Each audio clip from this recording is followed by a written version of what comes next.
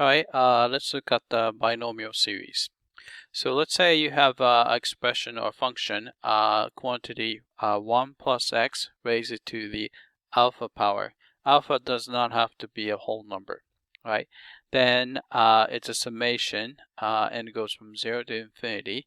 Then alpha choose n. This is called the binomial coefficient, which is given by alpha times alpha minus 1 times alpha minus 2 all the way to alpha minus n plus 1. So there are n factors there over n factorial, then times x to the n. Right? So let's try to derive this binomial series. Right? So remember that the Maclaurin series is given here. So all you really have to do is find this coefficient there. So Taylor coefficient, which is this guy right here. Right? So we need to find the nth derivative evaluated at 0 divided by n factorial. Right? So I'm gonna let let's see, f of x be 1 plus x to the alpha power. Alpha is just a constant, right? So first derivative is going to be simply alpha times 1 plus x raised to the alpha minus 1.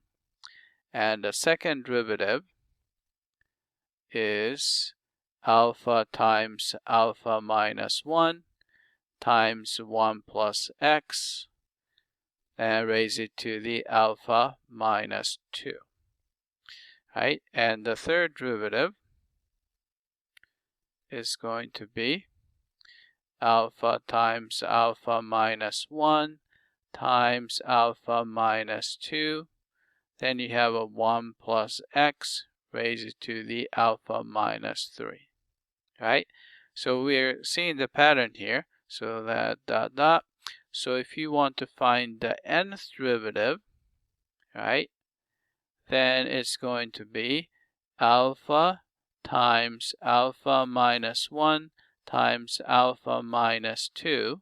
Then you have to have n factors. So the last number is going to be alpha minus n plus 1, right?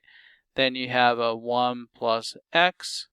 Then you have a alpha minus n, right? So this is the pattern. So if you want to take the plug in x equals 0, what you get is going to be simply, right, if you plug in 0 for x, so this is going to be 1 to the anything, so it's going to be 1. So you're just going to get the alpha times alpha minus 1 times alpha minus 2 all the way to alpha minus n plus 1. Right? So you can see that to find the coefficient or binomial coefficient, all you have to do is what we got divided by n factorial. Right? So that's where they got this binomial coefficient, which is exactly the formula there. Right? Then the notation is alpha choose n. Alright, so let's look at a simple example. So here's an example. Let's try example. Right. If you were to find the 1 over, say, square root of 1 plus x, or something like that, right? So first we have to rewrite this guy as 1 plus x. Right, so it's sitting on the bottom, so it's going to be a negative power. Square root is corresponds to 1/2 power, so it's a negative 1/2 power. All right, so this is the alpha value. So this is our alpha value. So according to the binomial series, we have summation n goes from 0 to infinity. Right? Then you have alpha is negative 1/2 to n. Then you have x to the n. Right? If we simplify this, we're going to get this. So it's going to be a summation n goes from 0 to infinity, right? Then we're going to have to start from, right?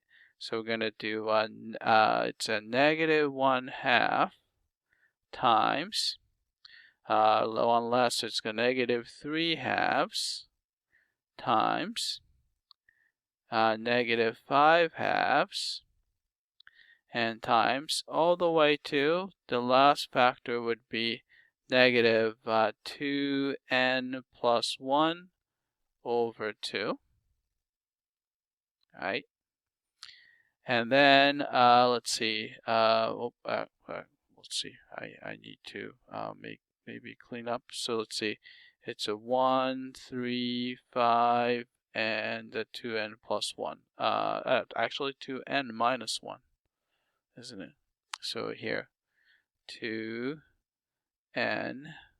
minus 1, right, over n factorial. All right. Then let's see. So we have that, and then you have x to the n. All right.